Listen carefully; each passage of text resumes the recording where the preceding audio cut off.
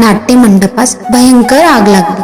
तो नाट्य मंडप संपूर्ण जळाला. ते पाहून तो व्यापारी शोक करू लागला. मंडपाची आग लोकांनी विझवली, पण त्या आगीत ते लिंग जळून गेले. माकडाचे व कोंबड्याचेही जळून भस्म झाले. तो व्यापारी शोकाकुल होऊन म्हणाला, माझे प्राणलिंग जळाले, आता मी प्राणत्याग करतो. असे म्हणून तो बाहेर आला. त्याने खूप लाकडे जमवून चिता रचली आणि अग्नी प्रतिबद्ध केला. माझे लिंग जळाले असे म्हणत त्याने पटकन त्या धगधगत्या आगीत उडी मारली. वैश्य दुःख करू लागला, माझ्या हातून पुरुषाची हत्या झाली. हा व्यापारी माझा प्राणेश्वर होता, त्याचा नाश झाला. मी पतिव्रतेचा धर्म आचरण करून प्राणत्याग करते. असे म्हणून तिने ब्राह्मणांना वस्त्रे व भूषणे दिली.